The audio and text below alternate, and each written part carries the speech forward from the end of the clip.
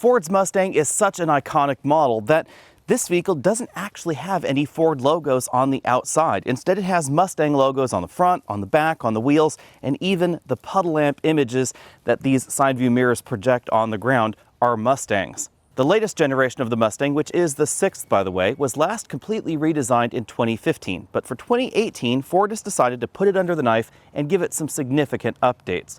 That's because in 2016, Chevy released their brand new Camaro. And that new Camaro really impressed everybody. The Camaro really is just an ATS coupe in Chevy clothing, and it really drives like it out on the road. So Ford went back to the drawing board and retuned the Mustang to compete directly with that model. 2018 brings more standard features to the Mustang, including these standard LED headlamps and a revised front end that definitely looks leaner and meaner. The model that we're driving today is a nearly fully loaded coupe with the 2.3-liter engine, and this came in right around $42,000. But the Mustang is still very affordable because it will start under $26,000, again with those standard LED headlamps. That's right in the same range as a mid-priced Toyota Camry. Competition has come and gone for the Mustang as other manufacturers have created competitors for this vehicle and then given up the market and gone and done something else. But its most direct competitor has been around for most of the Mustang's life, and that would be the Chevy Camaro. At 188.3 inches long, the Mustang and the Camaro are basically the same length for 2018. There's also the Dodge Challenger in America, but it's not quite the same thing as the Mustang and the Camaro. It's a softer vehicle, it seats 5, has a bigger back seat, and most importantly is nearly a foot longer than this. Moving to the rear, we see dual exhaust at the bottom, the very distinctive Mustang sequential turn signals. You'll see that blinking right over there on the other side of the vehicle, and a spoiler on the back that apparently doesn't really do anything at all other than look pretty. You'll notice that the trunk lid actually swoops up a little bit towards the back, and that's because Ford designed this vehicle so that way it didn't actually need any aerodynamic improvements like this for downforce. But you will see this wing, which is I think tastefully done for a wing, on the models with the performance package. When I was in high school, people were still making fun of the ill-fated Mustang Turbo. And if turbocharged Mustang conjures up that image for you, then just put that out of your mind, because this is nothing like that old Mustang. This is a very 21st century performance vehicle. Under this hood, we find a 2.3-liter four-cylinder turbocharged engine. We don't find a base V6 anymore. The reason we don't find a base V6 is because this engine is quite simply better than that V6 engine. Producing 310 horsepower and 350 pound-feet of torque, this is only 5 horsepower less, but much more torque than the Mustang GT from 2010. And this automatic transmission has twice the number of gears that that 2010 GT had. Of course, if you still have dreams about rolling in your 5.0, there is still a naturally aspirated 5-liter V8 available that produces 460 horsepower and 420 pound-feet of torque. That's a little bit of a bump over the last 5-liter V8. We then also have the 5.2-liter flat plane crank V8 that produces 526 horsepower, but actually only 9 pound-feet more than the 5-liter V8. All engines are mated to a standard 6-speed manual transmission. If you get the 2.3 or 5.0, you can get the optional 10-speed automatic, which is what we're driving right here. In an odd twist, this is essentially the same 10-speed automatic that we find under the hood of the Chevy Camaro ZL1. That's because Ford and General Motors developed this transmission together. We'll actually see it in a variety of different Ford and General Motors rear-wheel drive trucks and vehicles like the Camaro and the Mustang. Fuel economy is obviously one of the big reasons to get the 2.3-liter turbocharged engine. According to the EPA, most versions of the Mustang with this engine should average around 25 miles per gallon. I give front seat comfort 7 out of 10 points. These seats are about as comfortable as the Camaro, but they're adjustable in slightly different ways. The Camaro, for instance, has a power recline, and we don't have that in this particular model, but it didn't have an adjustable lumbar, and the Mustang does. Personally, if I had the choice, I would give up the power recline for the power adjustable lumbar support because it does make it a lot more comfortable for long freeway trips. We have a 3-position seat memory over there on the door, and I do have a manual tilt telescopic steering column if I could find the adjustment lever right there, although the range of motion is somewhat limited. Because the bones of the Mustang didn't change from 2015 to 2018, I still have a decent amount of headroom for just daily driving. However, if you did want to wear a helmet in this car and take it out on a track, you might find it a little bit limited if you're much taller than I am. I'm 6 feet tall. I could probably put a helmet on. I have about 1.5 inches of room up here, but it would be a little bit of a tight squeeze. If you're taller than me, that could be a little bit of a problem. However, you're not really going to find that much more room in the Camaro. Obviously, as with most two-door vehicles, the rear seats really should be left to your purse, your handbag, your computer bag, or of course, naughty children. There's really no way to sit upright back here unless you're a very, very small child, and even then you would have very little legroom, because with this front seat adjusted, for me at 6 feet tall, the seat back is hitting the front of this rear seat. I'm going to give this seat back 4 out of 10 points because I really have been in more uncomfortable rear seats, but these really should be regarded as emergency back seats. Yet again, the Camaro score is essentially the same as the Mustang. Its rear seats are very tight as well. If you really want to put people in the back of your two-door vehicle, then something like a Dodge Challenger would be the way to go, because it has a very large and comfortable back seat, because it's about a foot bigger than this. But again, it's kind of a different vehicle. It also has a 5th seat belt back here. One of the areas where the Mustang separates itself from the Camaro is in its trunk. We have 13.5 cubic feet of storage back here, which is notably above the Camaro. The Camaro only gets 9 cubic feet of storage in the Coupe version. It has a very, very small trunk. And if you get the convertible version, it is quite a bit smaller than the convertible Mustang. If you want to put more cargo in your American two-door coupe, there is of course the Dodge Challenger, but at 16 cubic feet, it is actually not that much larger than what we see in the Mustang, even though the car is overall quite a bit bigger. Coming in for a closer look, if we lift up the cargo area load floor, you'll notice that we don't have a spare tire in this model, but we still have a spare tire well. So if you wanted to put one there aftermarket, you could. However, keep in mind that it may not fit over the brakes depending on the version of the Mustang that you get. As we look around the interior, keep in mind that we are in one of the upper end 2.3 liter trims. Again, you can see that very compact rear seat back there. We actually have fairly decent visibility from the driver's side compared to other entries in this segment. It is a little bit more limited right over there on the passenger side, obviously because of that small window and that large pillar on the back, but again, it is better than some of the competition. Up front, we have 4-way adjustable headrests. The front headrests have sort of that ratchet style mechanism right there, and we have fixed height shoulder belts for the driver and the front passenger. The model that we're driving has leather upholstery, and these seats are perforated because they're both heated and ventilated. We have fairly aggressive bolstering on the side and the bottom cushion, but the bolstering is wide enough that most people shouldn't have a problem fitting in these seats. That's a little bit different than we see in some of the competition, especially from Europe, which tends to have very narrow sport seats up front. The front doors are made from a combination of hard and soft touch plastics. We have soft touch plastics in the upper section, a soft touch insert right there. You can see that stitching in that center panel. And we have hard plastics lower on the front door panel. Keep in mind again that the Mustang starts at about $26,000. If you're shopping for one of the upper end trims of the Mustang, it's important to remember that much of the interior is shared between the base $26,000 model and those top end performance trims. Moving over to the passenger side, we have some imitation metal trim right here on the dashboard. This hump right here for the airbag that mimics the style that we see over on the dashboard for the driver with the instrument cluster. And then a moderately sized glove compartment below that. This is a bin style, but I was not able to fit a 10-inch tablet computer inside. I'll pan quickly from the passenger side over to the driver's side so you can see how that hump there unifies the style from one side of the dashboard to the other. That's the driver's side right there, and we find basically that same style going on here. Back to the center of the dashboard, we find an oil pressure gauge, a boost gauge for the turbo, 2 air vents. These open and close in that fashion and rotate around. And then below that, we have a color touchscreen infotainment system. This is Ford's latest Sync 3 system that fully supports Apple CarPlay and Android Auto. We also, of course, have the typical Ford interfaces there outside of that smartphone integration.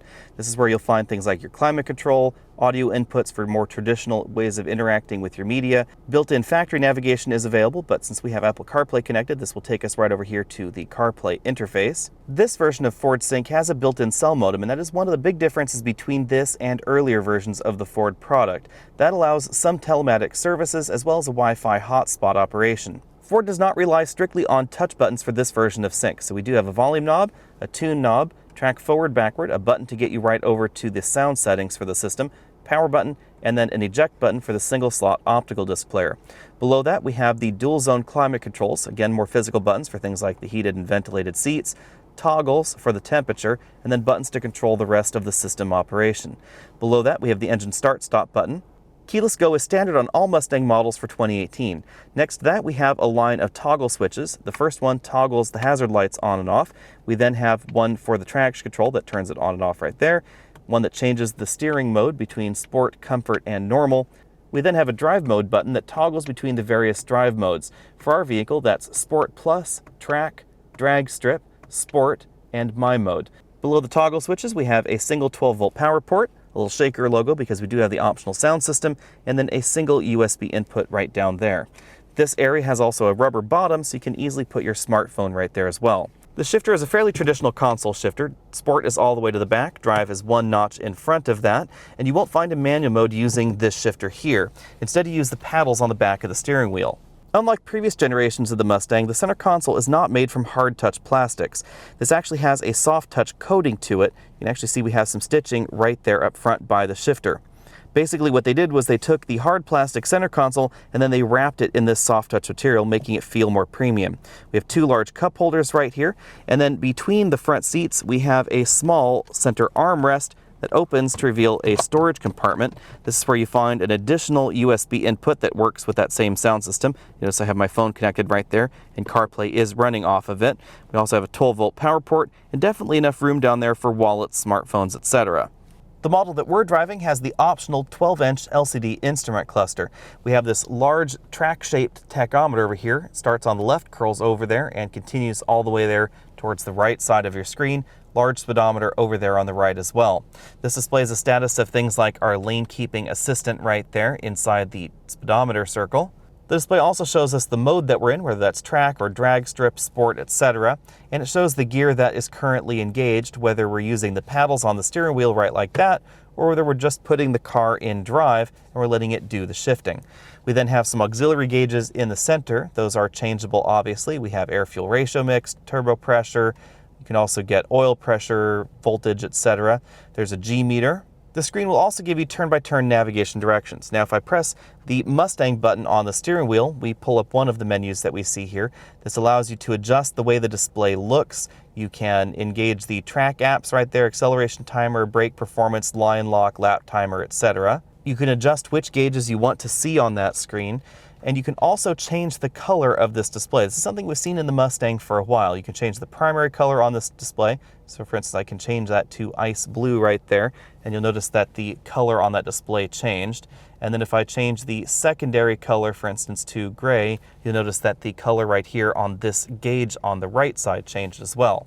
In addition to choosing between the stock colors in this system, you can actually also define your own color. So it can be any color you want. The ability to choose your own color also applies to the ambient lighting in the vehicle, and that's because the ambient lights in this car use RGB modules, and they can adjust to any color that you can define in this system. You hit the Create My Color button right here on the steering column, and then you can actually change it using these dials right in front of me. In addition to that, this display is also where you would adjust things like the driver assistance systems, the blind spot monitoring, pre-collision assist, cross-traffic detection, lane keeping aid, etc. The steering wheel is a 3-spoke design with this round airbag, again featuring the Mustang logo. We have paddle shifters on the back, we have down on the left and up on the right, and then we have a ton of buttons on the front. On the right side of the steering wheel, we find track forward, backward, mute, volume up, down, and then we have the buttons for the radar adaptive cruise control that our model has. On the other side of the steering wheel, we have a button to pull up the audio menu in that multifunction LCD instrument cluster, a button to pull up the Mustang menu. We then have a button to pull up the configuration or settings menu, a phone hang-up button, phone pickup button, a nav button, which again pulls up the navigation menu up in there, and then we have a button arrangement to interact with that multifunction display. So back button, toggle up, down, OK, and then a voice command button. Obviously, with a vehicle like the Mustang, we need to start out this review talking about acceleration. The model that we're driving went from 0 to 60 in a blistering 4.9 seconds. That is very, very good for a base engine. Now keep in mind, we are driving the model with the optional summer tires, and that helps improve traction out back, because traction is definitely an issue even in the base model. It's because we have 350 pound-feet of torque.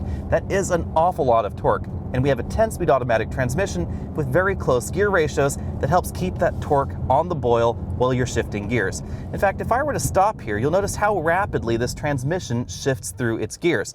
Come to a complete stop, floor it, or even just under moderate acceleration, 2, 3, 4. It goes through 4 gears before we even hit 60 miles an hour. There's a lot of shifting going on with this transmission. There are so many gears with this transmission that if I put this in normal mode and I just drive this sedately along, the transmission will actually skip gears. Gear 1, Gear 3, and then perhaps Gear 5, and it will skip whatever gears it deems necessary. As you'd expect from a vehicle with a performance mission, downshifts are pretty rapid. Right now we're in 8th gear. If I floor it, drops down to Gear 4 very, very rapidly. Downshifts are just about as fast as the 8-speed automatic transmission that we find in most of the competition.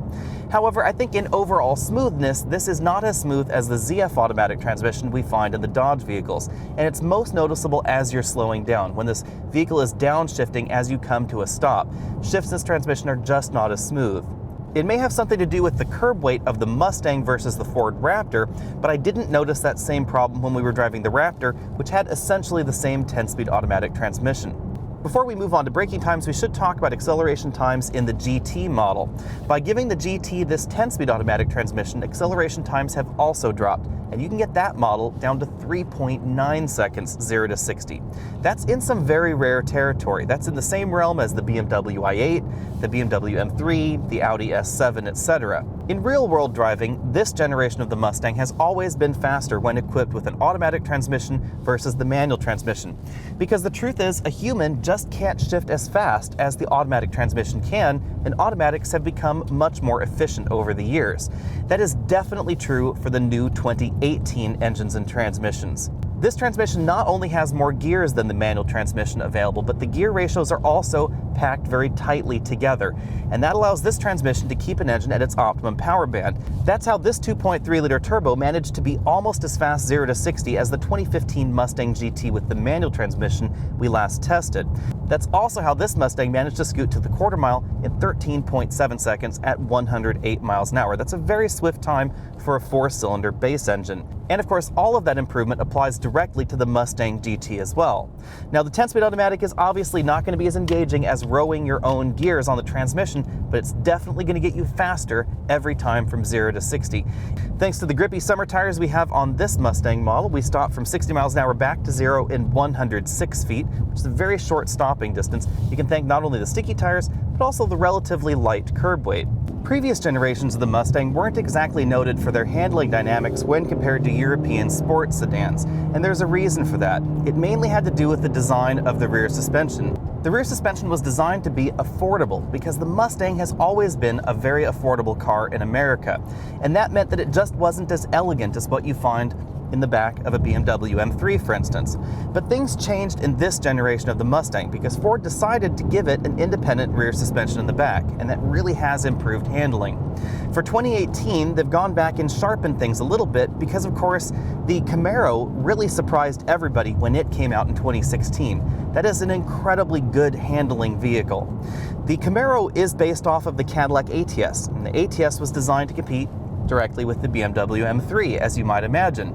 And all of that translates right into the Camaro. The Camaro is basically the budget M3. Even though Ford couldn't completely redesign the Mustang for 2018, they have done an excellent job at really sharpening the responses of this vehicle. I really appreciate the adaptive suspension, and the grip in the Mustang really is incredible.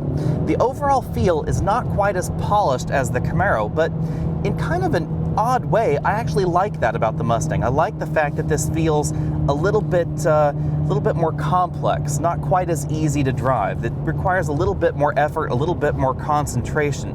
The other thing that might surprise you is that I think this 2.3-liter engine is the engine to buy in the Mustang. The Mustang with the 2.3 definitely feels lighter out on the road, a little bit more flickable, a little bit better balanced than the Mustang GT, because we don't have that big V8 engine under the hood. Since we've been driving the Mustang with the sportier suspension, this is obviously firmer than the suspension that we find in the base model Mustangs. Base model Mustangs are really quite comfortable whether you're driving on a rougher gravel road like we're driving on right here, or if you want to take your car on a longer highway trip. Now, this model again is definitely firmer than that base model, but this also has the optional MagneRide adaptive suspension system.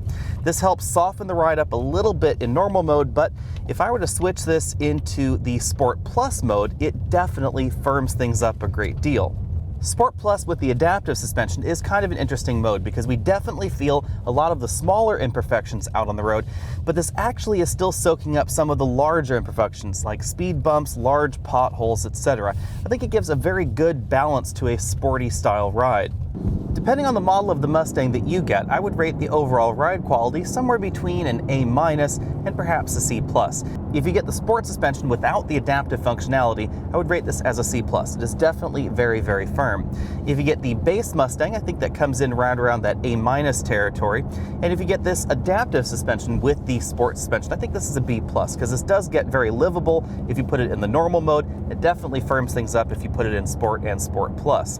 Overall, the Dodge Challenger is going to deliver the most comfortable ride in this segment just because of its overall size and its weight, of course. I think the Camaro is a little bit firmer than this in some versions, but the ride quality is very comparable.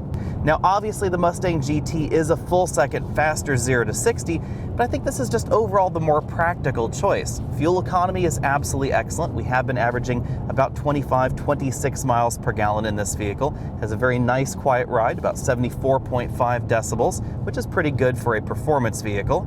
And of course, if you want more power out of your EcoBoost Mustang, it's easier to get more power and more torque out of a modern turbocharged engine than a modern naturally aspirated engine, because software alone could easily give you, say, 20-30 horsepower out of this engine, and if you wanted to make more extensive modifications, those are still a little bit easier in general terms than trying to modify a naturally aspirated engine. Bottom line, out on the road, the Mustang is an absolute blast to drive. Now, the Wild Horse still beats in the heart of the Mustang just a little bit, but the modern 21st century gadgets and gizmos really have tamed the vehicle overall, and I think that's a good thing, because this is the kind of vehicle that you really can compare to some of those European sports sedans, like the BMW 3 Series, 4 Series, the Infiniti Q60, etc. The Mustang really is an awful lot of fun, and the price tag is really hard to beat. The pricing on the screen is 2018 pricing, but let's talk a little bit about the 2019 changes, because we already know what those will be. Driving dynamics will not change at all because we don't see any changes in suspension, the engine, the transmission, or really any of the sheet metal on the vehicle. All we see for 2019 will be some slight pricing changes and some additional option packages. We're told to expect a California Special Edition package, which adds fake scoops, a black grille, unique wheels, a front splitter, and the California Special Edition logo on the seats. For 2019, all Mustang GTs with the manual transmission get an auto rev matching feature that automatically blips the throttle as you downshift, so you don't have to heel and toe downshift. EcoBoost models with the Performance Pack will now have the option of an active exhaust system that will open and close valves in the exhaust, so the sound gets louder or a little bit quieter depending on the mode you're in or exactly how you've adjusted that through the settings in the cluster. Lastly, we have two new exterior colors for 2019, a blue and a green. Although we don't know the exact pricing for 2019, expect it to remain generally the same as what we're seeing here on the screen. You should also expect the base model to remain a very good deal. The model that we were driving this week came in at $42,765 because it was the EcoBoost Premium trim with the Performance Package, active dampers, the Shaker audio system, and a few other options. With that, let's dive right into comparisons. Obviously, the most direct competitor for the Mustang is still the Chevy Camaro. The Camaro received rave reviews in this generation because when you take it out on the road, it feels more like a previous generation BMW 3 Series than a previous generation Camaro. So going into this comparison, the Camaro is logically the vehicle to beat. The Mustang is a hair less expensive than the Camaro, but we get incredible performance out of this 2.3-liter turbocharged engine. We get a massive amount of torque and a healthy increase in the horsepower rating for this model year. That helps the Mustang go from 0 to 60 faster than the Camaro 2-liter turbo or the Camaro V6. Personally, I like the Mustang's looks a little bit more than the Camaro. I also like the way that you feel when you're inside the Mustang. The Camaro with its really high sills, that would be the sheet metal going quite high up on the doors, really kind of makes you feel small when you're inside. Visibility is a little bit more limited and just feels sort of like a kid sitting in your dad's car, and we don't see that same feeling in the Mustang. The Mustang's greenhouse is a little bit larger, although it still has a very angry, sporty look, and you'll really notice that when you compare the Mustang's overall profile, for instance, to something like a BMW 2 Series or 4 Series Coupe. When we move over to the GT versus the SS, things get a little bit trickier because in my mind, the base Mustang is about practical, affordable performance, but the GT versus SS battle is more about absolute performance. And in this comparison, I would take the Camaro over the Mustang because the Camaro is quite simply more fun to drive. I still don't think it's as good looking. We still have that interior design. And of course, the Mustang will still win the gadget war, but the Camaro SS is simply more fun and more engaging to drive. Handling in the SS is sheer perfection, and I also think that the 8-speed General Motors automatic is a little bit more engaging than the 10-speed General Motors Ford automatic that we see in the Mustang and actually in the top-end trim of the Camaro, because this exact same 10-speed auto was developed by both companies in unison, and both of them are actually using them in their pony cars. We don't see it, however, in the lower-end trims of the Camaro yet, but expect to see that soon. Ford, however, decided to put the 10-speed automatic transmission in all trims of the Mustang for 2018, not just their most powerful models. Now let's move over to the other American entry, the Dodge Challenger. The Challenger is a little bit more expensive, starting at $27,295, but it's also kind of a different car because it's much bigger, it's heavier, it has that actual back seat with 3 seat belts across the rear bench, and it starts with an automatic transmission, which you would kind of expect for a vehicle like the Challenger. Interestingly enough, you can also get the Challenger in all-wheel drive as long as you stick with that base engine. Dodge decided to give us a wide variety of power levels in the Challenger, so if you want to go as fast as a Mustang or a Camaro, you certainly can. If you want to go faster than any Mustang or any Camaro, you can also do that in your Challenger, because you have the choice between 305 horsepower, 375 horsepower, 485 horsepower, 707 horsepower, or 840 horsepower if you have really deep pockets. Although handling ability definitely increases as you work your way up from one engine power level to the other, and top-end trims of the Challenger SRT definitely handle very well, they're not going to feel as nimble as a Mustang or as a Camaro or as engaging as the Mustang or the Camaro. It's just the nature of the car. However, if you're looking for something that's comfortable, fast, and seats 5 people, the Challenger is definitely an interesting option. It also has a slightly larger trunk, and it definitely has a very strong retro vibe. Now let's move on to something a little bit different. We have the BMW 2 Series, which you could logically see as a competitor to the Mustang, even though it's about 13 inches shorter. Despite being shorter, we actually have a little bit more interior room in the 2 Series. That's just because of the various priorities going on with the designs of the cars. The BMW 2 Series has less overhang on the front and rear, so the bumpers are definitely a little bit shorter. The hood was not designed to accommodate enormous V8 engines, so that ends up being shortened a little bit as well. And of course, BMW has a more bubbly, more upright profile to the actual part where you're sitting in the car. And that's why we definitely get more rear headroom in the 2 Series because of that more upright profile back there. The BMW will cost you more, of course. It starts at $34,950, and that gets you the 2-liter turbocharged engine, 0 to 60 in 5.2 seconds, which is definitely slower than the Mustang Ecoboost. If you want to go faster, $45,450 will get you the 3-liter turbocharged engine, but 0 to 60 in 4.2 seconds is still slower than the Mustang GT. Now, if you add all-wheel drive to your 3-liter turbocharged 2 Series, then you can go 0 to 60 almost as fast as a Mustang GT. But then the dynamics are going to be different, of course, because it's an all-wheel drive vehicle versus a rear-wheel drive Mustang. That's why performance in the Mustang really is very good compared to the BMW 2 Series. If we take a look at the top-end BMW 2 Series, that would be the M240i, it weighs 3,520 pounds. That's about 180 pounds less than a Mustang GT. However, the Mustang GT gets 460 horsepower and 2 more gears. That's a notable improvement over the BMW, and that's why performance in the Mustang GT is absolutely excellent. The Ford EcoBoost actually gets even closer to the BMW 2 Series in terms of overall weight. That actually drops the difference down to about 100 pounds, but you get 62 more horsepower and a whopping 92 pound-feet more torque in the Mustang than we find in the BMW. Ultimately, this segment really does boil down to Mustang versus Camaro. And I know this sounds like a cop-out, but I have to give this segment a split win. If you're shopping between $25,000 and say $40,000 and you're looking at those base engine options in the Camaro or in the Mustang, then I would definitely take the Mustang EcoBoost over the Camaro. The EcoBoost is efficient, it's very powerful, we get excellent performance, and we get all those great gadgets that we saw in the model that we were testing. I would definitely choose the model that we had over those base versions of the Camaro any day. The adaptive suspension system really helps make the vehicle more livable. That's something that I would definitely get.